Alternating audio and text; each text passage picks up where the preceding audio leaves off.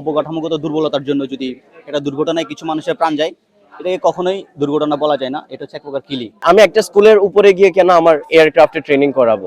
ঢাকা এমনিতেই একটা জনবহুল স্থান, ওইখানে এসব বিষয় উৎক্ষেপণ করা বা প্র্যাকটিস করা, ওইগুলোর জন্য কাজকর্ম করা, ওইগুলো কোনোভাবে ঠিক না। আসলে এই ব্যাপারে মতামত হচ্ছে, প্রথম কথা এটাকে দুর্ঘটনা হিসেবে নেওয়া যায় না। কারণ একটা টার্ম আছে যে সেটা হচ্ছে যে ইনফ্রাস্ট্রাকচারাল কিলিং, যেটা যেমন আপনার অবকাঠামোগত দুর্বলতার জন্য যদি এটা দুর্ঘটনায় কিছু মানুষের প্রাণ যায়, এটাকে কখনোই দুর্ঘটনা বলা যায় না। এটা হচ্ছে এক প্রকার কিলিং। কারণ এই যে অবকাঠামোগত দুর্বলতা থেকে যে মৃত্যু, এটার জন্য তো সর্বপ্রথম এটা হচ্ছে একটা হত্যা, আর এটার দায় কিছুটা রাষ্ট্রের উপরে বর্তায়। আর সাধারণ শিক্ষার্থীদের উপর নিরাপত্তা বলতে আসলে আমরা এমন একটা দেশে বসবাস করি, এখানে শুধুমাত্র শিক্ষার্থী না, সাধারণ জনগণ থেকে শুরু করে মানে কারোই নিরাপত্তার কোনো নিশ্চয়তা এখানে নাই। আমাদেরকে বিগত যে সরকার ছিল বা বর্তমানে যে সরকার আছে, কেউই আসলে এই জিনিসটা দিতে পারে নাই। একটা স্পেসিফিক গ্রাউন্ড রাখতে হবে, বিকজ একটা পয়েন্ট লোকেশন থাকবে যেখানে হচ্ছে যে নির্দিষ্ট স্পেসিফিক কাজকাম হবে। যে আমরা তো সব জায়গায় গিয়ে সবকিছু তো করতে পারবো না। আমরা এখানে এসে কি ধরেন আমার ভার্সিটিতে এসে কি আমি বিয়ে পাতি করতে পারবো, এরকম জিনিস তো করা যাবে না। সেম জিনিস আমি একটা স্কুলের উপরে গিয়ে কেন আমার এয়ারক্রাফটে ট্রেনিং করাবো, যেখানে হচ্ছে অলমোস্ট 20-30 জন স্টুডেন্ট নিহত আহত হয়ে গেছে। মানে ট্রেনিং অফিসার ওদেরকে একদম টপ নচ কোয়ালিটির ফাইটার জেট বা গ্যাজেটস ইউজ করতে দেওয়া উচিত, কারণ তারা এখনো ট্রেনি, তারা এখনো প্রফেশনাল, মানে একদম ফাইনালি তারা প্রফেশনাল, একদম ফ্লাই করার মতো যোগ্য না।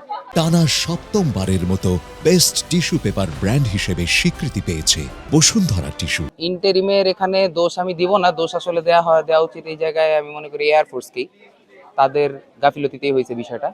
আর হচ্ছে ওই যে সিস্টেমের দোষ যেটা বললাম, সেটা হচ্ছে যে মন্ত্রণালয়ের মানুষ কি করতেছিল, যে এত বছর ধরে মেয়াদ উত্তীর্ণ জিনিসপত্রগুলি ইউজ করা হইতেছে, গ্যাজেটসগুলি ইউজ করা হইতেছে, এই জিনিসগুলি চেঞ্জ করা হইতেছে না।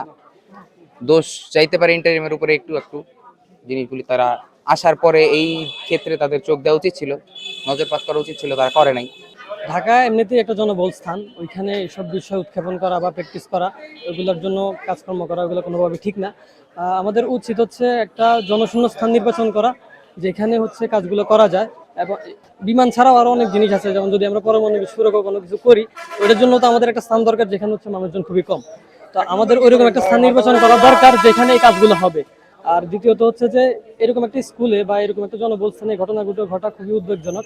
দেশের মানুষের জন্য এগুলো আসলে খুবই এই ঘটনাগুলো এমনভাবে ঘটছে একটার পর একটা মানুষের নিরাপত্তা নিয়ে অনেক বেশি প্রশ্ন উঠে যায়। তো বিগত 50-60 বছরেও কাজগুলো হয় নাই, এগুলোর জন্য প্রপার কোনো রোড ম্যাপ নাই, প্রপার কোনো লাইন আপ নাই।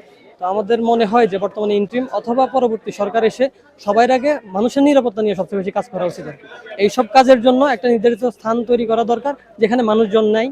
জনবিচ্ছিন্ন স্থানগুলোকে আমরা টার্গেট করে ওইখানে আমরা আমাদের কাজগুলো বা রিসার্চের কাজগুলো আমরা করতে পারি, যেগুলো হচ্ছে অনেক বেশি দুর্ঘটনাজনক হইতে পারে পরবর্তী। মাইলস্টোনের ঘটনাটা খুব সম্ভবত একটি দুর্ঘটনা।